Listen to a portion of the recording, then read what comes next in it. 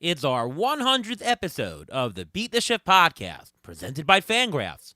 We'll do a little bit of celebrating later in the show, but first, we are honored to be joined by the first baseman of the Kansas City Royals, Vinnie Pasquantino, as he talks about the shift, analytics, Vinny Testaverde, and being a young Major League player in 2023.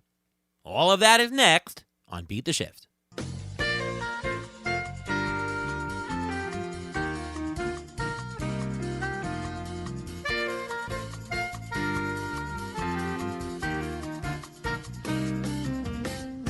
Welcome to another episode of the Beat the Shift podcast, presented by Fangraphs. I am your host, Ariel Cohen, and with me as always is Ruven Guy. How are you, Ruven? I'm doing great. How are you doing today? I'm doing fantastic. It is our 100th episode. That's right, 100 episodes of the Beat the Shift podcast, and we've got on a special guest tonight. He grew up in Virginia. He was the 11th round pick out of Old Dominion to majors here. He's first baseman for the Kansas City Royals. Roster Resource projects him to be the cleanup hitter heading into the 2023 season. Came up to the majors last year after the Royals traded away Carlos Santana, and he raked. He had 10 homers in his first 72 games. He had another 18 homers over at AAA this past year. And in terms of our metrics, he had a 12% walk rate last year and a remarkable 11% K rate. That's right. He had 35 walks and only 34 strikeouts. Fantastic. Early ATC projections project him to have 23 homers and a 280 batting average with 76 RBIs, almost a 3-WAR player next year. Very glad to have on Vinnie Pasquantino. Welcome to the show, Vinnie. Hey, thanks for having me on. I appreciate you guys taking the time to want to interview me. It's exciting to talk. I don't know what you guys are going to ask me, but projections are cool, I guess. Anytime you read good numbers like that, it's always a good thing. So hopefully I can go ahead and beat those projections. Oh, absolutely. Well, I didn't know how you would react to the projection or whether you thought they were good or not, but hopefully you do. Well, I mean, to be a 3-WAR player would be pretty good, but I think we always shoot to be higher than any projections given. If you had projected me an 8-WAR player, I would have said, why not be a 9? So that's just kind of how my mind works. So there you go. Absolutely. I love the attitude. And, just to start off, what has been the highlight of your career so far?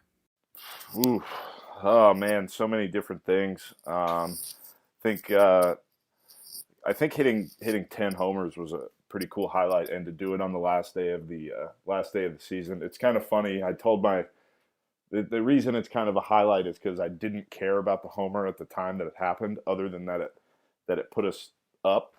I was the most nervous I had ever been going into a game, because at the time they had told me that I had one more walk than strikeout, and Aaron Savali was pitching, who was a guy who I had faced earlier that week and didn't see him well. So the whole game, I was just super nervous going into the game, being like, all right, I want to walk more than I strike out, so let's just make this happen. And then I hit a homer, and then I realized it was homer number 10, which is always just good to get into double digits. So it was that was probably the highlight. Just being able to get to double digits was pretty cool. And there's so many different things, so many personal things, so many team things that we don't have time to get into. But that was kind of the first thing that popped into my head, mostly because it was the last game that we played. So it's probably the freshest thing on my mind.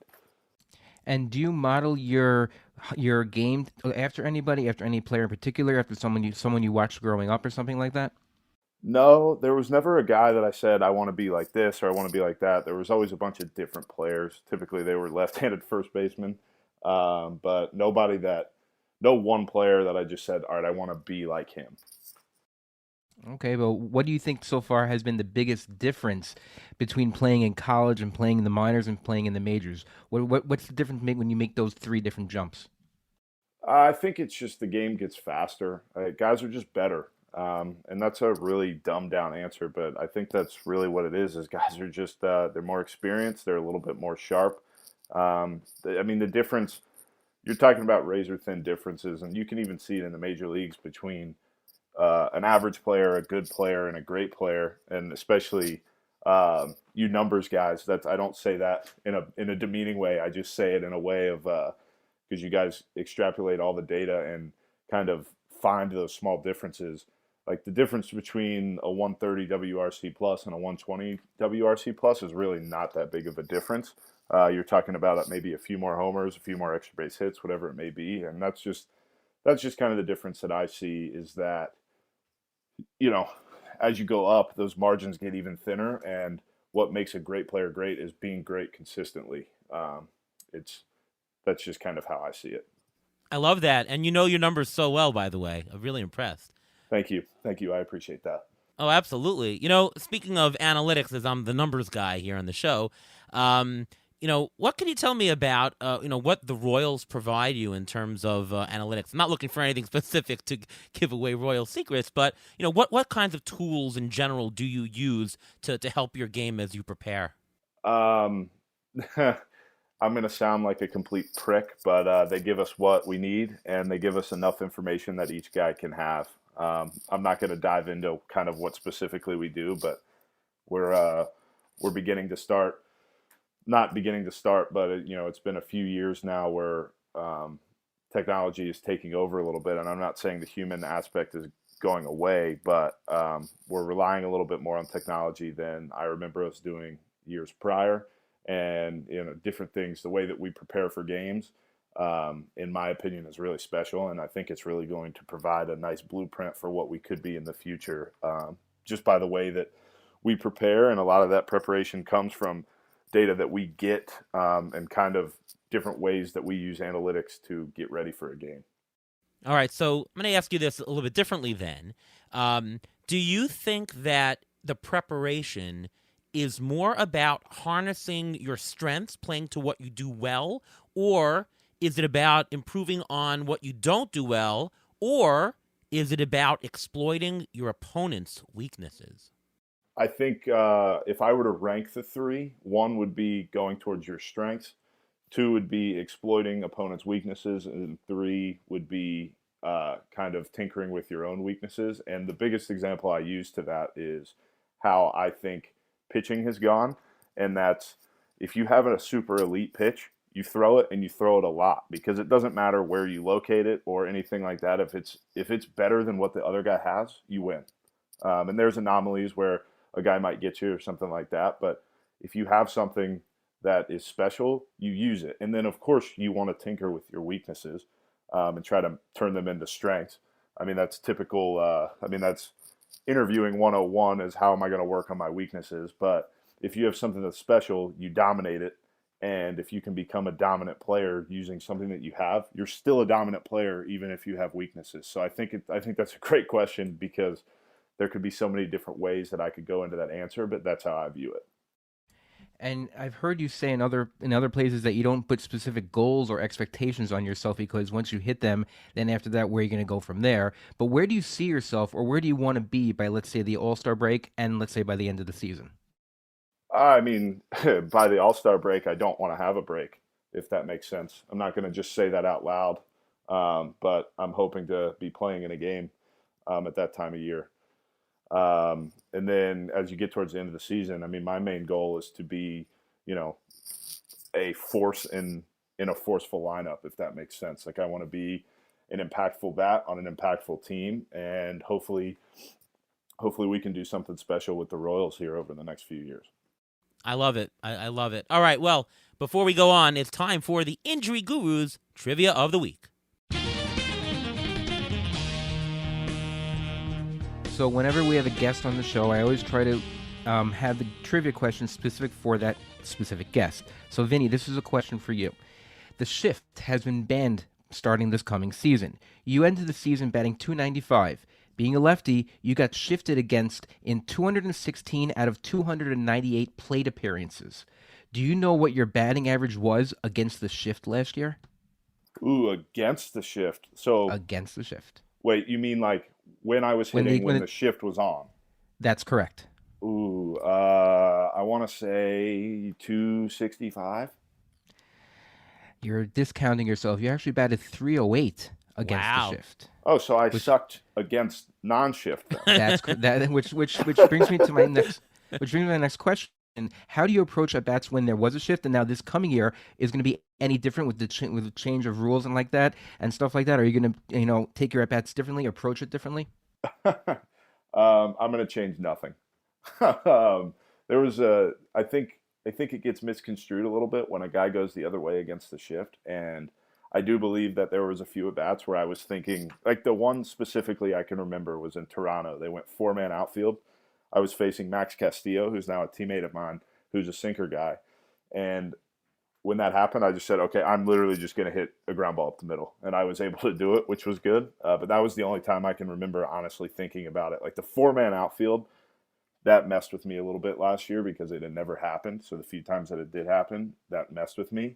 But there was a few times I'd go the other way against the shift, and it more had to do with what the pitcher was doing than what the fielders were doing. So for me, I'm more focused on the scouting report that I have on a pitcher. I'm not trying to place the ball. I'm trying to do damage in a location that I'm looking for.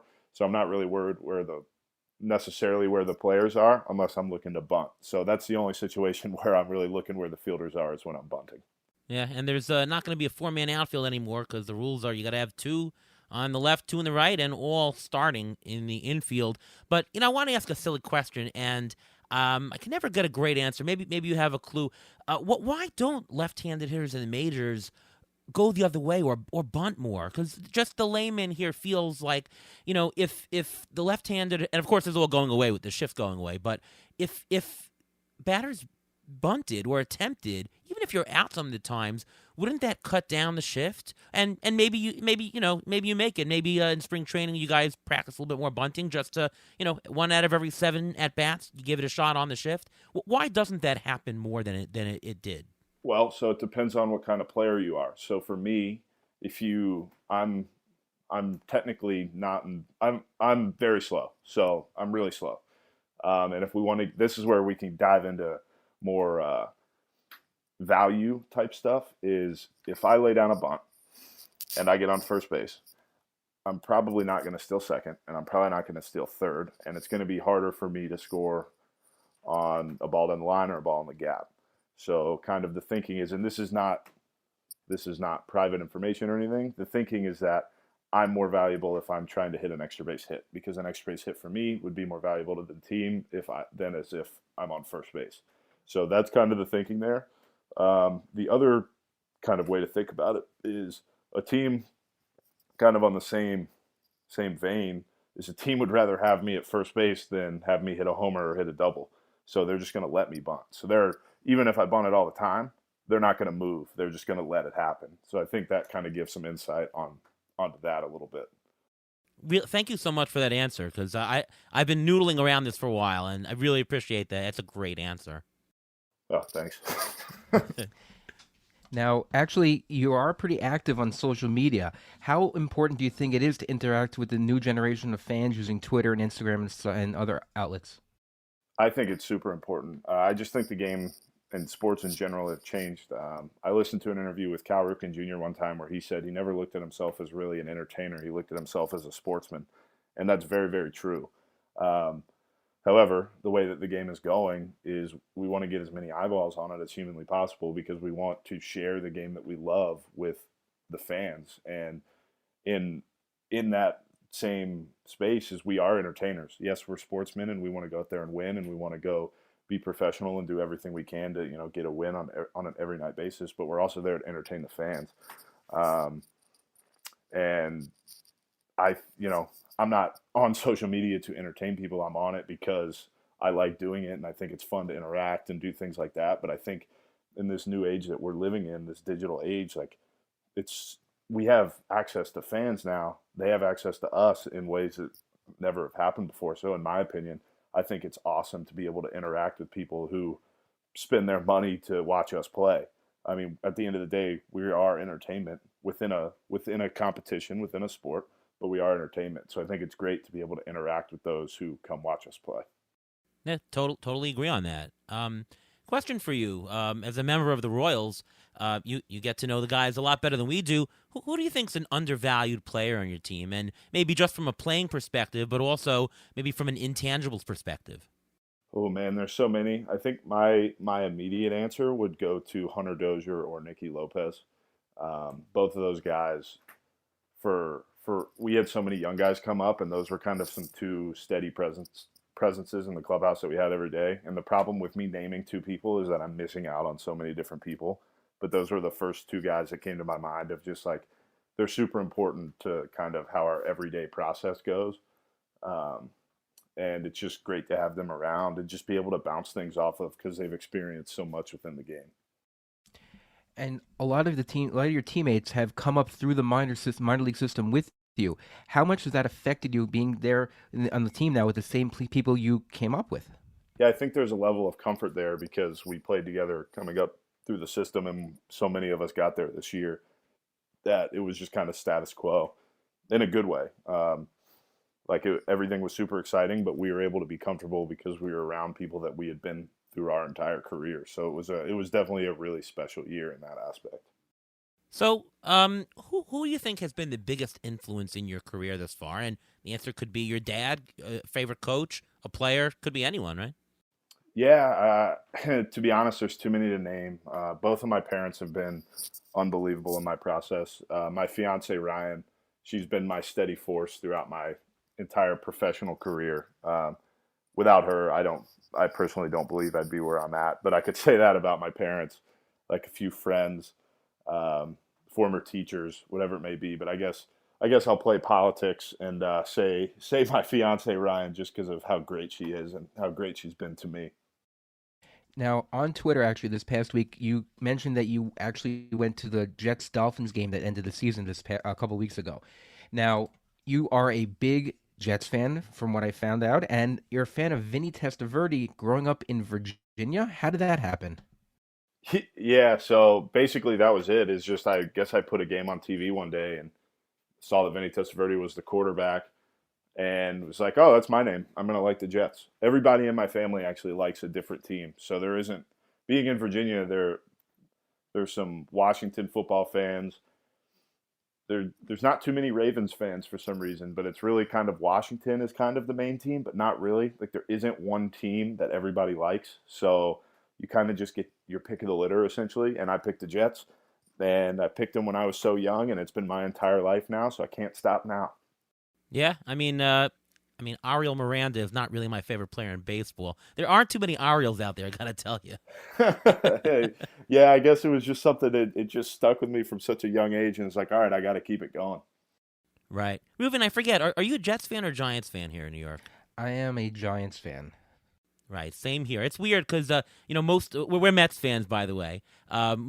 Most Mets fans are Jets fans for some strange reason. I guess they played in the same stadium for a little while.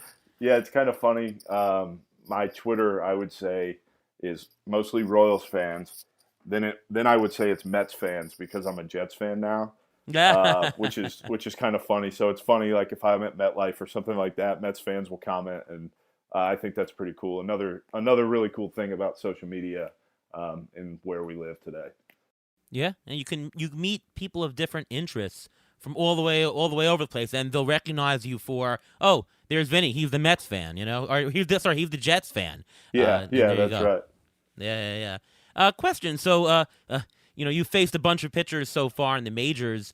Who do you think has been the toughest pitcher for you to face, and why? Well, so one funny stat I know about myself is 3 pitchers currently have struck me out more than once. 2 of them are Old Dominion University alums, where I went to school. One of them being Ryan Yarborough, who is now a teammate of mine, so he can no longer strike me out, which is fantastic for me. And then the other would be Justin Verlander. He's good. He's certifiably a really good pitcher. So he's going to be my answer for that. Because, anytime you could say a Hall of Famer has your number, you're in a pretty good spot, I feel like. So, yeah, I'm just going to go ahead and say Verlander. Yeah. Is it the depth of the pitches? Is it the tunneling? Like what does it for you for him?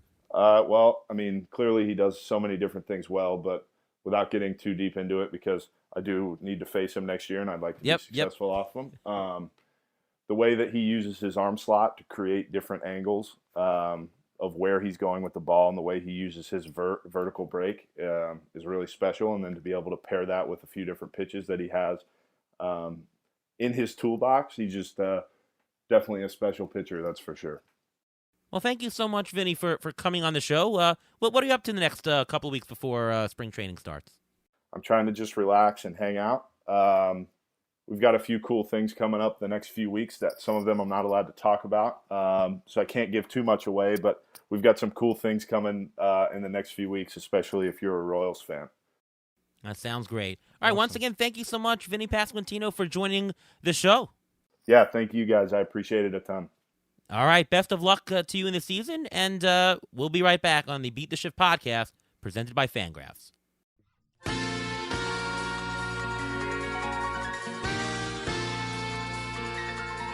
All right, we are back on the Beat the Shift podcast once again. Thanks so much to Vinnie Pasquantino for coming on the show. And, it's our 100th episode, Ruvain, so we wanted to just celebrate a little bit on that nice round milestone. Congrats on the first 100 to you.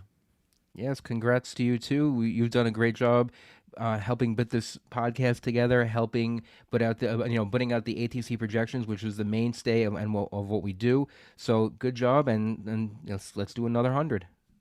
Sounds good to me. And we do this for the fans, and we really hope that you listening to the show really means something, and that you're getting a lot out of it. And so a couple people have actually sent us some comments about the first 100 episodes, and figured we'd take this time to read it. So I'll start reading here. Fezzik on Twitter, he says, "No fantasy baseball podcast does a better job at explaining game theory and how to value players than the Beat the Shift podcast. It also has, hands down, the best theme music of all fantasy pods." Well, thank you so much, Fezzik, for that. And I don't know if I mentioned this before. If I did, maybe once or twice. But the theme music actually comes from my brother's saxophone teacher when he was growing up. He had a nice album. It was called Oneness World. Nice little jazz band. And comes from that. All the pieces on the show do come from that album. So thank you so much for the comment there.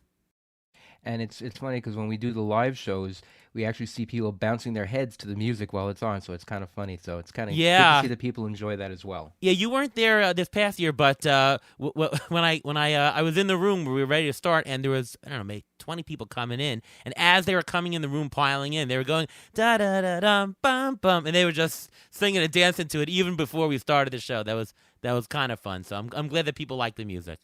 Yeah, it's really good. Bill Hammock says, "I like the more mathematical approach and the use of dollar values in discussions. We do that for all the players, so we can do it every year, the same thing, so we're going to keep up what we're doing because it seems to be working." Yeah, and obviously there's different formats. There's 10-team, 12-team, points, roto. Can't really say everything. We try to be broad in terms of what we talk about, that it applies to everything, where we'll list differences. But in general, when we list numbers, we'll pick one format, and we'll pick the NFBC format only because it's standardized, so 15-team league, and includes more players, so we can, some of the bottom players will have $2-4 instead of -3. So thanks for that, appreciate it. Doris says it's a must-listen podcast, so informative and entertaining. A must-listen if you want to compete in fantasy baseball championships. Very glad that you are winning your championships of your league, and glad that we're entertaining. Thanks, Doris. Mike Lefty Centeno says, "The auction strategy episode was one of my favorites and helped me win my league." Well, congratulations on your league win, and we hope it'll help you win many more leagues to come and many more years to come. Our auction strategy is the mainstay of this podcast. We try to go through it as much as possible and try to help as many people win as many leagues as possible. Yeah, and we'll once again have another auction-specific episode somewhere in the draft season here. I think we had on Glenn Colton this year. We had DVR, Derek Van Riper, on the previous year. We will have someone on who's an expert at strategy, and we'll be talking with them, and hope you like that as well.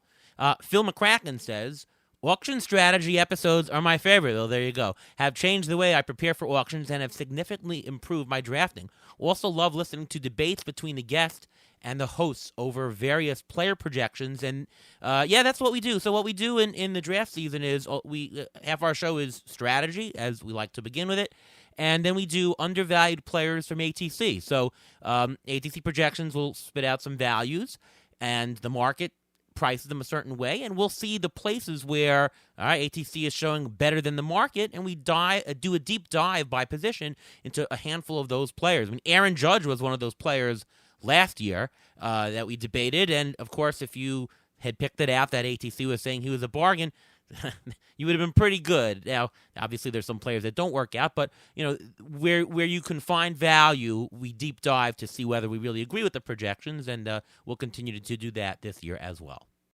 And as for disagreeing with the different player projections, we do that not because we think it'll make a good sound on the podcast, but we actually believe in what we're saying. We follow what we do, and if some people who listen to the show are in leagues with us, they'll see that we actually follow what we say. Rashid26 says, "Great show. There's not anyone better in the industry. This show is especially good for fantasy players looking for practical information that is balanced in its approach and also timely. I particularly like the insights into figuring out in-season management, especially the fab waiver pickups." Well, that's a big part of this of the fantasy baseball season is the fab and waiver pickups, and I think we try to get into it as much as possible. And we even know that this past year we had some deficiencies in that, and we have to work on that just like everybody else. Yeah, we're always having to work on improving. That's the way to do it. And, we bring on people who have experience with fab, great players with that. For episodes that, deal with prospects, we bring on the prospect experts. We try to match the guest with the topic, or, we'll build a show around a guest so that we get you the best information that can help you in your league. And finally, final comment from Trevor. He says, 100 episodes speaks for itself. Recently discovered the ATC projections and enjoy listening to past episodes and hearing Ariel and Ruvain's preseason values and the amazing hit rate on those players. I think you're referring to the fact that I always say that hit rate is more important than magnitude. Getting a player right directionally, meaning knowing when to buy a player when a player is undervalued and knowing when to pass on a player when a player is overvalued, that is more important than actually getting right by how much, right? It didn't really matter for Aaron Judge if you knew he was going to be a $60 player this year. If the market was at 24 and you had 27, you bought him, and of course, if you buy him, you realized all the profit. That's definitely a very big part of it, knowing that hit is more than magnitude. The frequency is more than the severity in actuarial speak, I should say. So thank you for pointing that out, Trevor, and so glad that we made it to 100 episodes. Really, Ruvain, you've been absolutely terrific. It's been a pleasure to work with you over the past a couple years on this, and of course, many years in playing fantasy itself. So thank you so much, Ruvain. And thank you, because you are the math guy. A lot of this is the math. I can only add my 2-bit medical advice when it comes to the players and when they're going to come back. But, I've gained a lot of information from you over these past couple of years, and hopefully we'll do many more. Sounds good. All right, Ruvain, why don't you just tell everybody where we can find your stuff? You can follow me on Twitter at MLB Injury Guru, where I tweet out injury updates during the course of the season, after the season, and the next man up. I also have a weekly in-season article that comes out for your fab needs on Rotoballer. I'm Ariel Cohen, and you can read my work over at Fangraphs and at Rotoballer. I had a nice article up on each site this past week. On Fangraphs, we talked about comparing projections, my game theory analysis to see how projections fared over the past year, which one was the best. Check it out and take a look. And on Rotoballer, we talked about the new rule changes and how projections would be handling it and when projections will be handling it. Some projections that are out now, don't assume that they have the revisions in terms of bigger bases, in terms of no shift. So take a look at that article, and that will give you a little bit of a timeline and a why and a how and by how much to expect projections to change. So check that out. And, of course, you can listen to us right here every week on the Beat the Shift podcast. The channel, it's this one that you're listening to. And we're going to have a couple of extra episodes a week during draft season to get you in. We're going to do our positional previews, positional undervalued players, of course, with all the strategy coming at you starting next week. So, once again, thank you so much to our special guest from the Kansas City Royals, Vinnie Pasquantino, and from all of us here at Beat the Shift. We'll see you next time.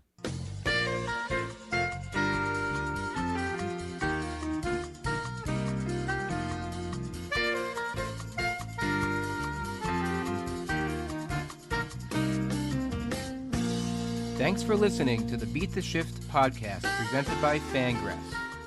Follow us on Twitter at beat_shift_pod.